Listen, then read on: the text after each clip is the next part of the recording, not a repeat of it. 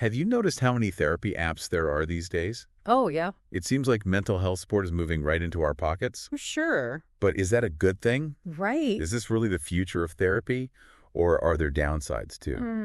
That's a big question. So today we're going to take a deep dive into the world of therapy apps. Okay. Sounds good. We're going to explore some of the most popular ones out there, Like BetterHelp and Talkspace. oh, yeah. I've heard of those. We'll also look at apps like Calm, which focus more on mindfulness and meditation. Interesting. And to help us break down all of this, we have our expert here who knows a lot about this. Well, I've been following this trend for a while. So to kick us off, what's the biggest impact you've seen from these apps so far? Well, one thing that really strikes me is how they're changing access to mental health care. How so? Like in the past, if you lived in a rural area or maybe couldn't afford therapy, Yeah. it was really hard to get help. Right. But now with these apps, you can connect with a therapist from anywhere. That's so true. Yeah. It's like having therapy on demand. Exactly. You can literally fit a session into your lunch break or... While you're waiting for your flight. Yeah. And that can be huge for people with busy schedules. Absolutely. And it's not just about convenience either. No. There's also the stigma around mental health, Right. which sadly still exists. It does. So using an app can feel much more private and anonymous. Yeah. I think that can be a real game changer for some people. So we've talked about accessibility and convenience, but yeah. let's be realistic, therapy apps aren't a perfect solution. Definitely not. So what are some of the limitations that we need to keep in mind? Well, for starters, they might not be suitable for everyone. Like who?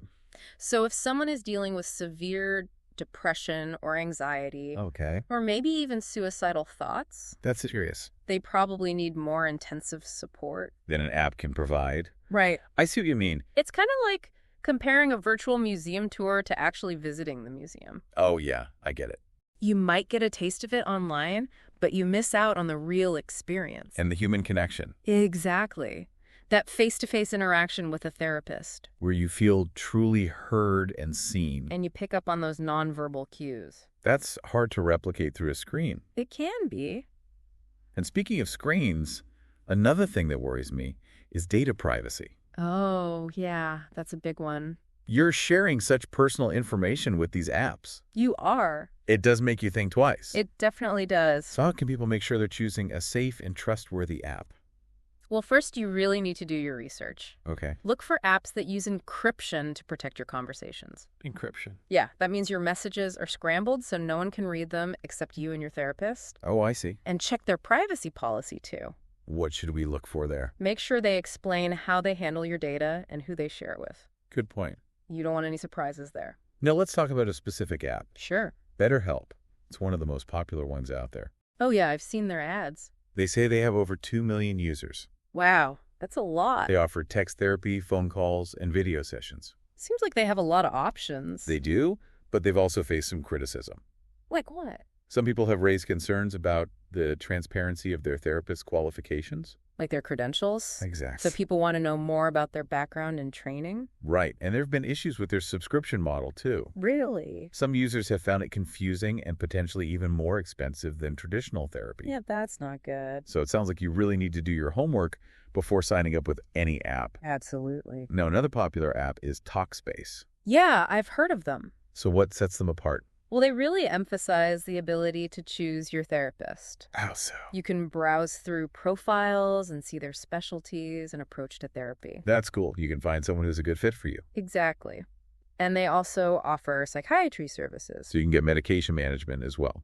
Right, which can be really helpful for some people. Sounds like a more comprehensive approach. I think so. Now let's switch gears a bit and talk about apps like Calm, Okay. which have a different focus. Yeah, they're not really therapy apps in the traditional sense. But what do? They're more about providing tools for stress management and mindfulness. They offer guided meditations, sleep stories, relaxing music, things like that. So it's more about self-care. Exactly. It's like having a little pocket therapist. I like that. Something to help you stay grounded and centered. But it's not a replacement for professional help. No, definitely not. So with all these different options available, It can be overwhelming.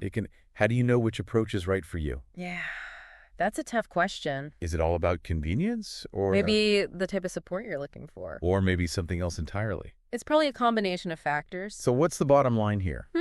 Well, I think therapy apps have a lot of potential. They're making mental health care more accessible and convenient. That's for sure. But they're not a one-size-fits-all solution. Yeah. You really need to consider your individual needs and do your research. Before jumping in. Exactly. I'm curious, what do you think the future holds for therapy apps? Ooh, that's a fun question. Where do you see this technology going? Well, I think we're just scratching the surface. Real. I imagine we'll see more personalized approaches. Using AI, maybe? Yeah, AI-powered chatbots that can tailor their responses to your specific needs. That'd be incredible. And maybe even virtual reality therapy. Wow. It sounds like science fiction. I know. But who knows what's possible? It's an exciting time for mental health innovation. It really is. And it's great that we have all these tools at our disposal. Agreed. So listeners, keep exploring, stay curious, and prioritize your well-being. Good advice. Until next time, happy deep diving. Yeah. Bye.